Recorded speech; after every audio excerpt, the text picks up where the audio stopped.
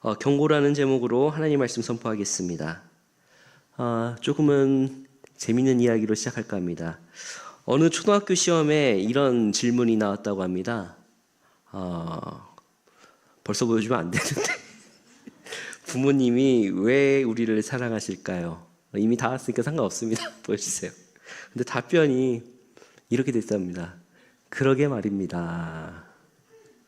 좀 웃기죠? 웃기면서도 많은 사람들이 인터넷상에서 참 재치 있다, 그리고 또 한 번은 생각해보게 된다라는 것이었습니다. 부모님이 우리를 사랑하시는 이유를 생각해보면 참 그 사랑을 다 헤아릴 수가 없고, 그리고 다 알 수 없는 신비라는 것입니다. 그런데 우리가 좀 한참 더 생각하면은 하나님께서 우리를 왜 사랑하시는가, 그것을 더 생각해보면은 그것 또한 참 그러게 말입니다. 다 생각할 수 없고, 그리고 엄청난 신비라는 것이죠. 그런데 또 다른 한편으로 또 한번 조사를 해봤습니다. 부모님께서 자녀한테 가장 상처받는 말, 그런 언어들이 있는데 그 중에 하나가 엄마가 나한테 해준 게 뭐가 있어? 근데 아마 한 번쯤 들어보셨을 것 같아요.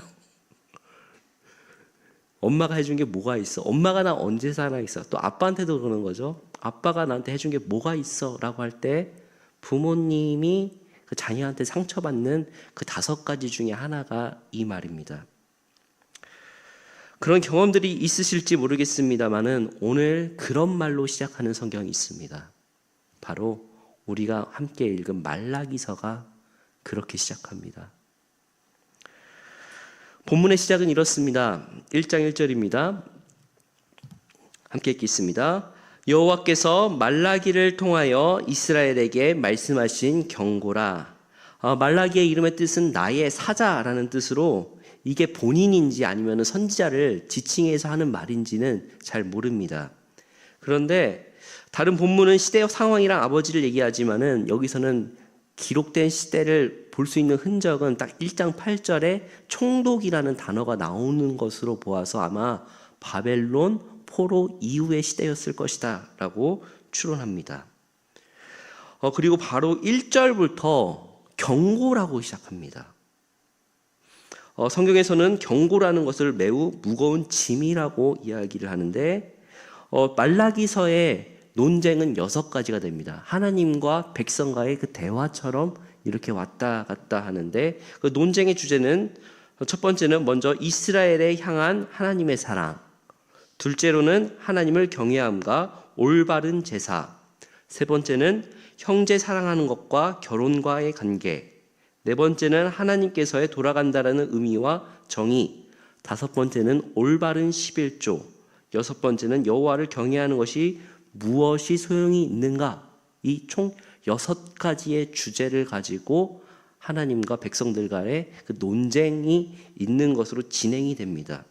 그리고 하나님께서는 이 말라기서 이후에 400년간 침묵을 지키시며 아주 무겁게 말씀하시는 경고의 메시지이기도 합니다. 말라기서는 아까 처음에 말씀드렸다시피 백성들의 물음으로 시작합니다. 2절과 3절 함께 읽겠습니다. 여호와께서 이르시되 내가 너희를 사랑하였노라 하나 너희는 이르기를 주께서 어떻게 우리를 사랑하셨나이까 하는도다. 나 여호와가 말하노라 에서는 야곱의 형이 아니냐. 그러나 내가 야곱은 사랑하였고 에서는 미워하였으며 그의 산들은 황폐하게 하였고 그의 산업을 광야의 머리들에게 넘겼느니라. 아멘. 이스라엘은 하나님께서 언제 우리를 그렇게 사랑하셨습니까? 라고 묻습니다. 그러나 하나님께서는 내가 너를 사랑하고 에서는 미워했다 라고 말합니다. 그런데 그들이 묻는 것은 이런 겁니다. 그러면 그렇게 사랑하신데 우리가 왜 이렇게 고통을 받습니까? 왜 이렇게 고난을 받습니까? 이 말입니다.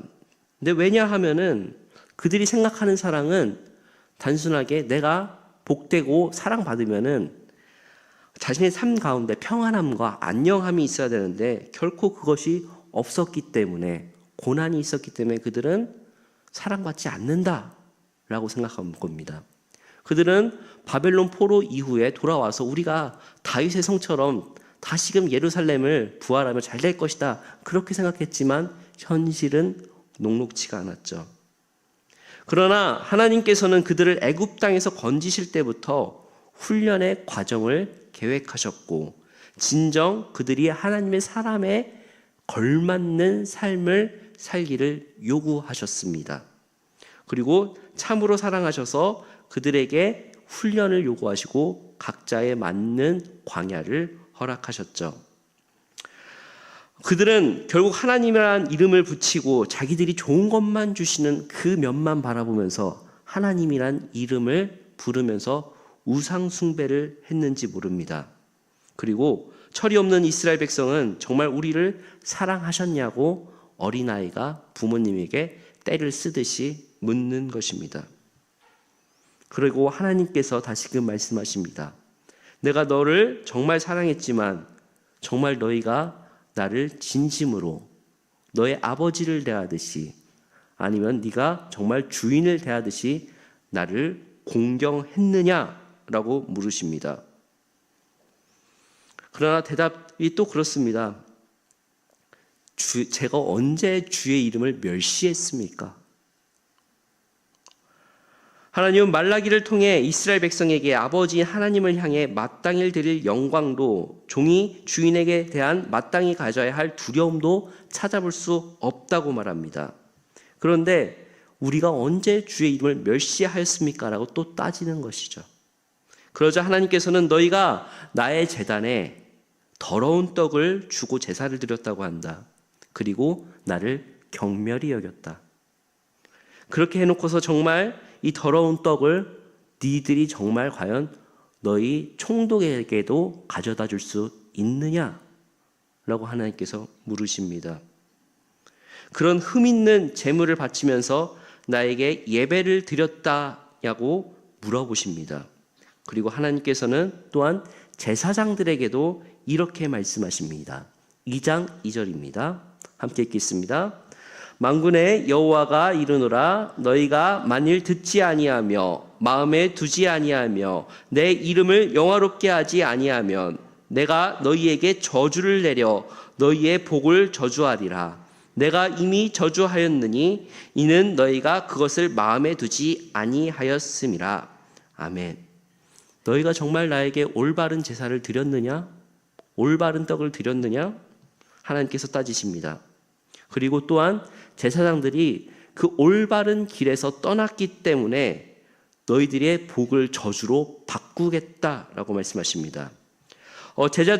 제사장들의 복을 저주로 바꾼다라는 의미는 가문의 대가 끊어지면서 더 이상 제사장 가문에서 사라진다라는 것을 이야기합니다. 하나님께서는 과거 레위 언약을 생각하면서 다시금 그 언약을 견고하게 생각하라라고 하십니다. 그리고 또 하나님께서는 이웃과의 관계에서도 백성들의 잘못된 결혼 관계부터 먼저 짚으십니다. 왜냐하면 그때 당시에 그들은 이방인들에게 좀 더 잘 보이려고 이방 여인들과 결혼하고, 또한 젊어서 결혼했던 아내를 거짓을 행하고 이혼을 하는 부분에 있어서 하나님께서는 분명하게 지적하고 계십니다. 여호와 앞에서 서약한 아내에게 거짓말로 그들을 버리고 이혼하고 이방 여인과 결혼하는 그런 것으로 우리가 추론할 수가 있는데, 정확하게 여기서는 그 유비관계가 되어 있지 않지만은 하나님께서는 이것에 대해서 그렇게 분명하게 경고하고 계십니다. 16절 말씀입니다. 함께 읽겠습니다. 이스라엘 하나님 여호와가 이르노니 나는 이혼하는 것과 옷으로 학대를 가리는 자를 미워하노라. 만군의 여호와의 말이니라. 그러므로 너희 심령을 삼가 지켜 거짓을 행하지 말지니라. 아멘. 그들이 거짓으로 행하다와 더럽히다를 볼 때 여기서 이방 여인을 차별하는 것보다는 하나님께서 중요하게 여기시는 이방 여인을 통해 하나님을 떠나는 것과 우상 숭배를 더 엄중하게 경고하신다라고 할 수 있습니다. 그리고 하나님께서는 그들에게 하나님께로 돌아가는 것과 즉 여호와의 이름으로 올바른 정의와 공의를 행해야 한다라고 강조하시며 남의 것을 도둑질하지 말고 또한 11조의 봉헌물을 정확하게 지켜라. 11조는 나의 것이니 그것을 도둑질하지 말아라 라고 엄중하게 경고하십니다. 또한 11조에 대해서 하나님께서 한번 내가 이 예물을 잘 지키는 자에게 내가 복을 주는지 안 주는지 시험해봐라 까지도 그렇게 말씀하십니다. 그리고 너희가 여호와를 경외하는 것이 무슨 소용이 있느냐라고 할 때 나는 분명히 말한다. 내가 그 정한 날에 반드시 심판을 할 것인데 나를 경외하고 존귀히 여긴 자들에게는 여호와 앞에 기록될 것이다 라고 이런 말씀이 있습니다. 그리고 우리가 오늘 마지막으로 읽은 말씀 그리고 경고의 말씀이 시작됩니다. 바로 여호와의 날 4장 1절입니다. 1절에서 3절 함께 읽겠습니다. 만군의 여호와가 이르노라 보라 용광로 불같은 날이 이르리니 교만한 자와 악을 행하는 자는 다 지푸라기 같을 것이라. 그 이르는 날에 그들을 살라 그 뿌리와 가지를 남기지 아니할 것이로되 내 이름을 경외하는 너희에게는 공의로운 해가 떠올라서 치료하는 광선을 비추리니 너희가 나가서 외양간에서 나온 송아지같이 뛰리라. 또 너희가 악인을 밟을 것이니 그들이 내가 정한 날에 너희 발바닥 밑에 재와 같으리라. 만군의 여호와의 말이니라. 아멘. 하나님 말씀을 듣지 않는 교만한 자와 악을 행하는 자에게 용광로 불같은 날이 될 것이다. 악을 행하는 자는 다 불살라질 것이며 하나도 남기지 않으실 것이다 라고 말씀하십니다. 그런데 하나님을 경외하는 자에게는 내가 치료의 광선을 비출 것이며 그는 외양간에서 막 뛰어나온 송아지처럼 펄쩍펄쩍 뛸 것이며 악인들이 발바닥 밑에 재와 같이 너희들 발 아래 깔리게 될 것이다 라고 말씀하십니다. 그리고 결론적으로 모세 율법을 기억하라 라고 마지막으로 경고하십니다. 4절에서 6절 함께 읽겠습니다. 너희는 내가 호렙에서 온 이스라엘을 위하여 내 종 모세에게 명령한 법 곧 율례와 법도를 기억하라. 보라 여호와의 크고 두려운 날이 이르기 전에 내가 선지자 엘리야를 너희에게 보내리니 그가 아버지의 마음을 자녀에게로 돌이키게 하고 자녀의 마음을 그들의 아버지에게로 돌이키게 하리라. 돌이키지 아니하면 두렵건대 내가 와서 저주로 그 땅을 칠까 하노라 하시니라. 아멘. 율례와 법도는 하나님께서 모세를 통해 온 이스라엘에게 주신 말씀인데 하나님의 백성답게 살기 위해서 또 사랑받을 만한 자녀답게 살기 위한 그 기억하라고 강조하신 율례와 법도입니다. 또한 모세와 엘리야를 강조하시는데 이 엘리야는 이후에 언제 실현됐냐면은 세례 요한으로부터 이 엘리야가 다시금 왔고 예수님의 길을 예비하는데 하나님께서 보내셨습니다.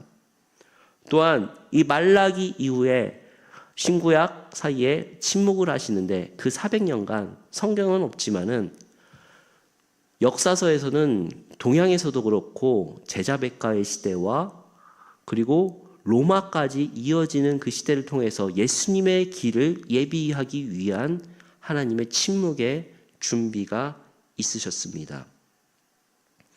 하나님께서 언제 우리를 사랑하셨는가에 물음을 했지만 하나님께서는 직접 침묵으로써 그 모든 상황을 준비하시고 예수 그리스도를 보내셔서 우리를 구원하셨습니다.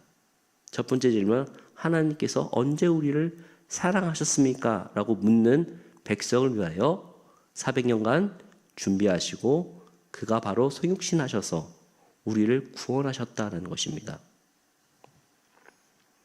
성도 여러분, 저는 오늘 말라기 말씀을 통하여서 경고라는 주제를 가지고 하나님의 말씀을 선포합니다.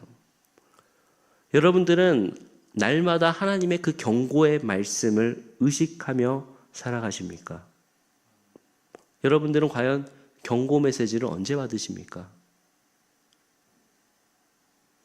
경고라는 의미는 히브리어로 짐과 같이 무거운 책임이라고 해석을 한다고 합니다.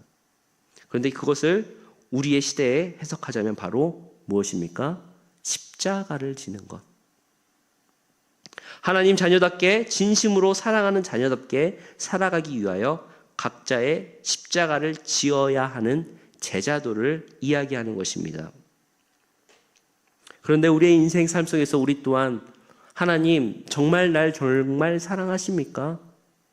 왜 내 삶이 이렇게 사랑하신다고 하면서 힘듭니까? 고통스럽습니까? 왜 내 길에 광야길이 아직도 있습니까? 라고 물을 때가 있지 않았습니까?